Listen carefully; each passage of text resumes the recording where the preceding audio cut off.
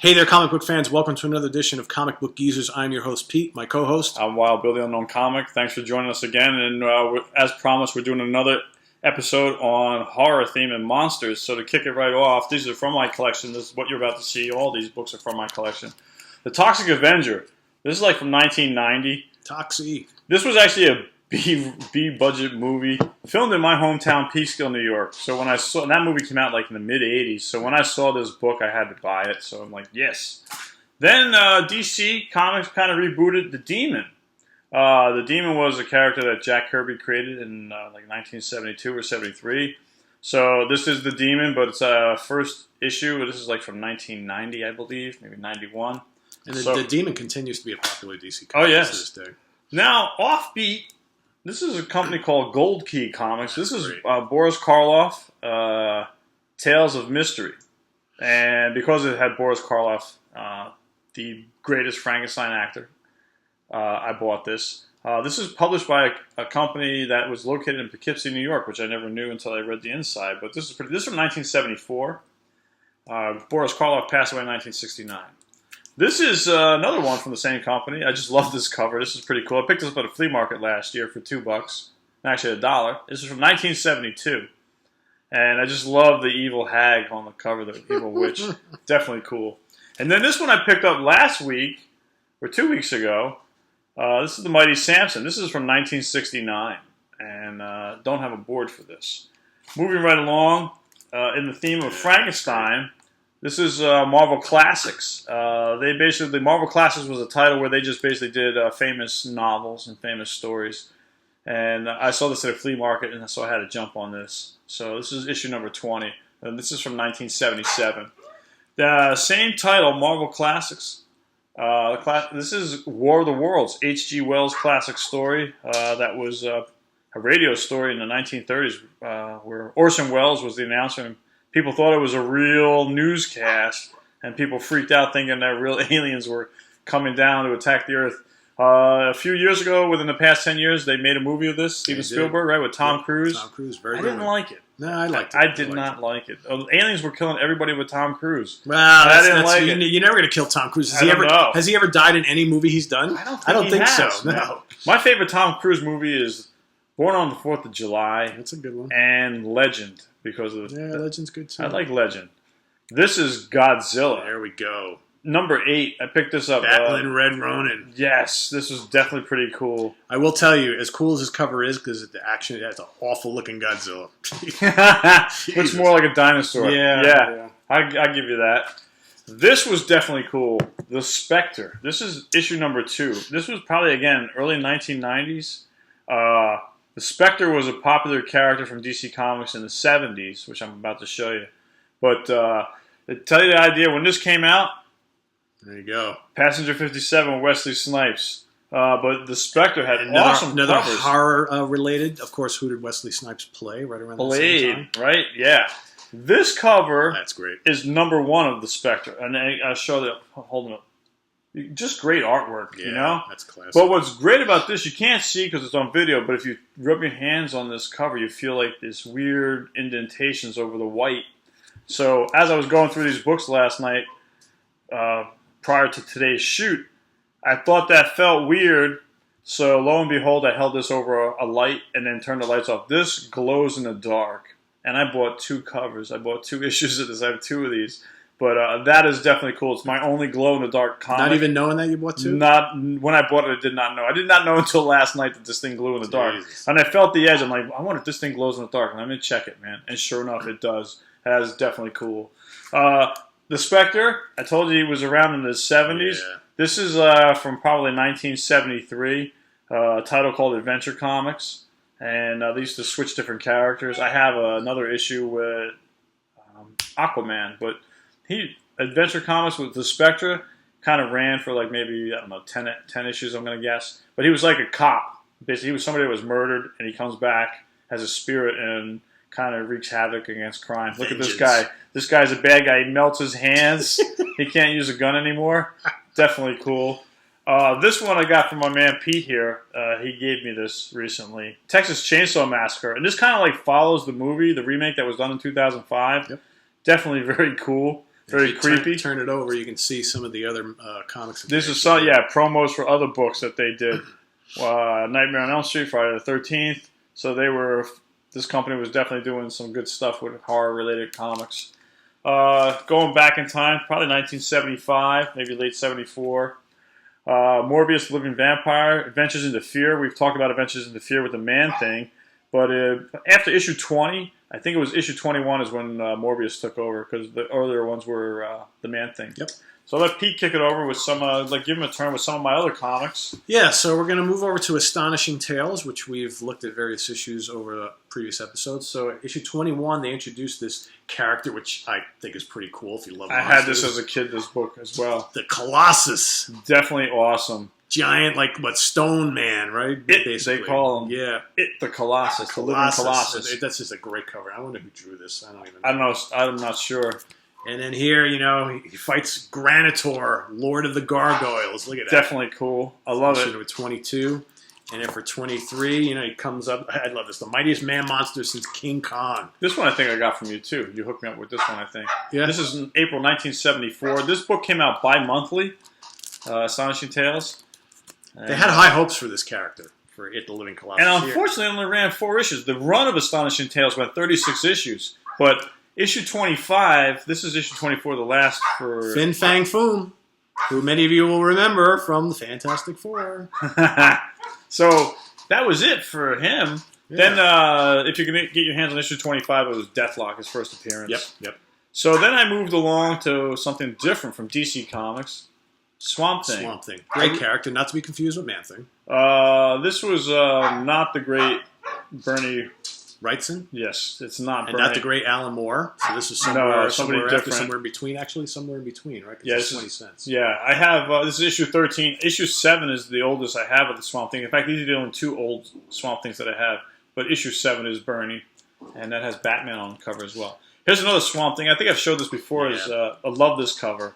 That is just awesome. This book is from 1987, maybe 88, somewhere in there. It's a 75 center, I think.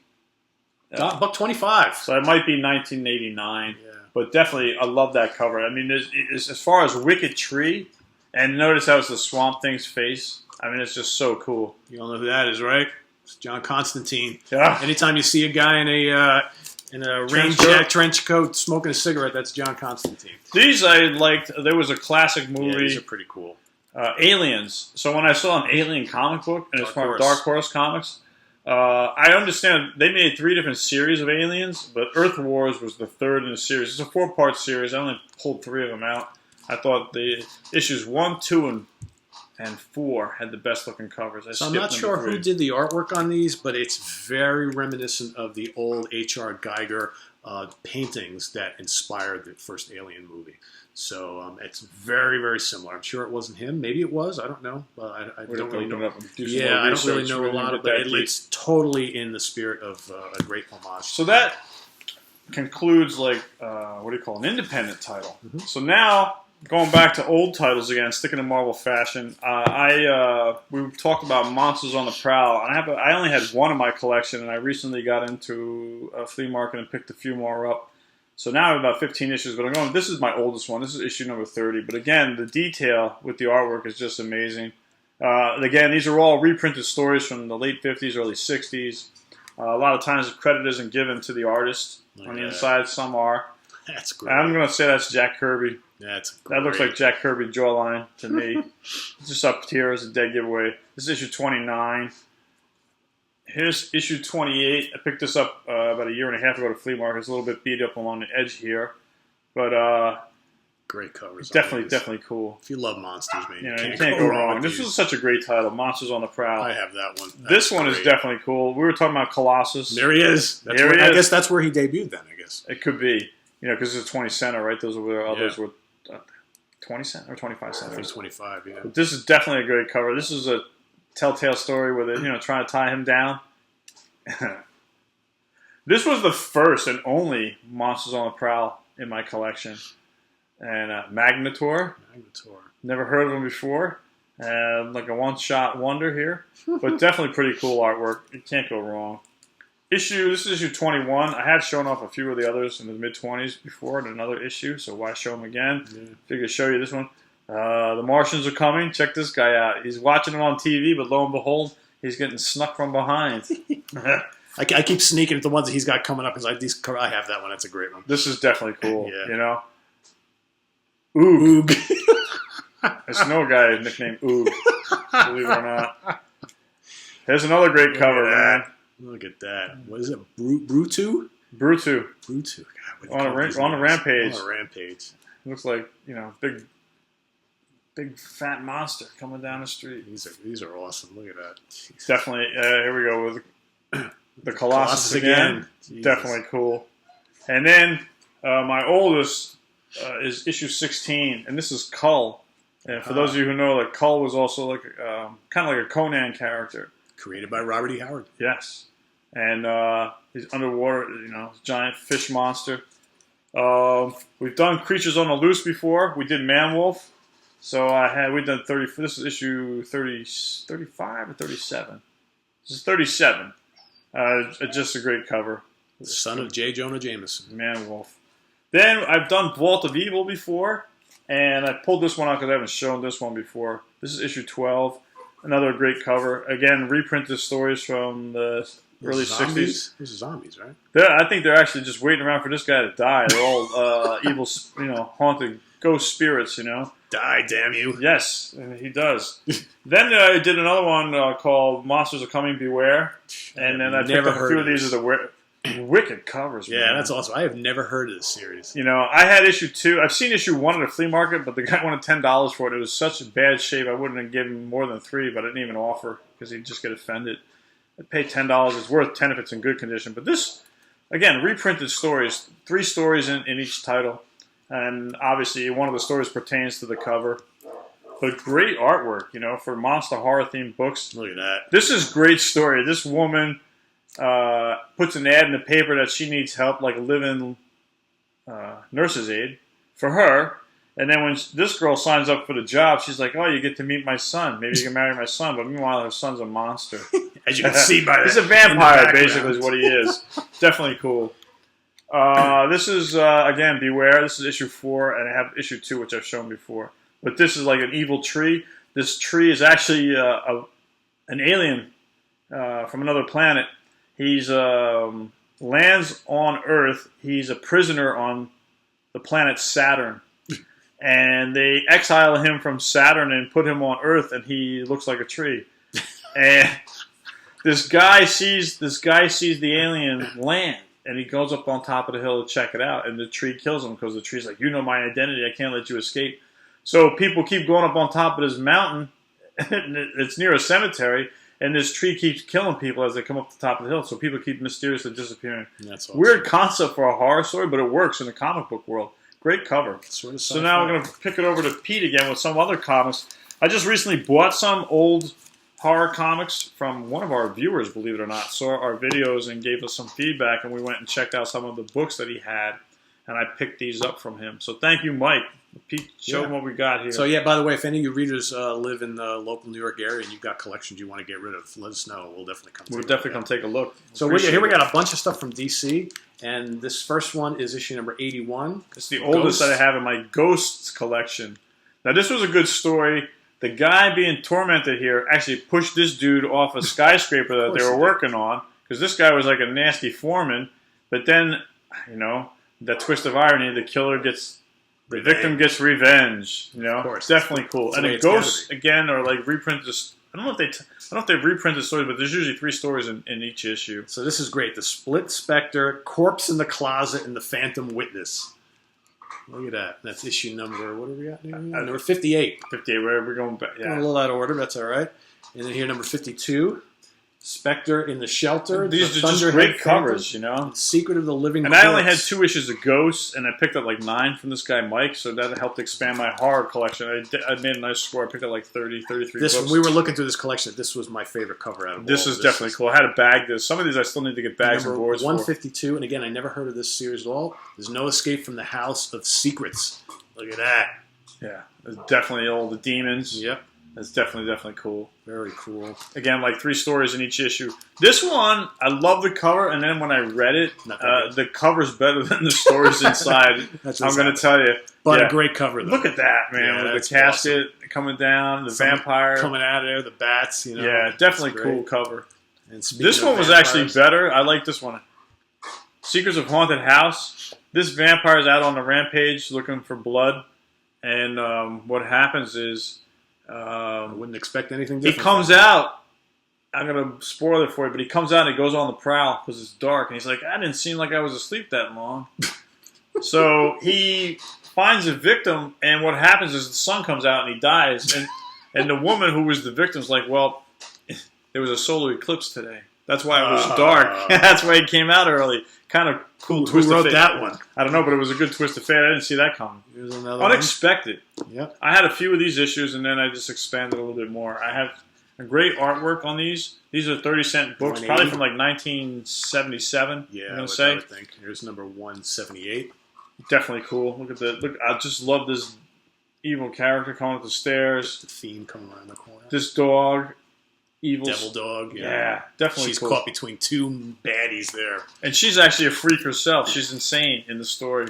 That like one of them people that's kept in the closet. Like nobody, like the family disgrace. The family doesn't want to let anyone know about her that she exists because she's mental. So here's a character, a long-running DC character, Deadman. This I picked up in probably the late '80s, early '90s, and I heard that these are reprinted stories on the inside. I've never opened this book. I didn't want to ruin it. Probably worth a read. Yeah, Deadman's an interesting character. He's been in the Justice League Dark. Okay. So now we're gonna go to Secrets of the Haunted House. Again, a great cover. Another cool cover. Evil.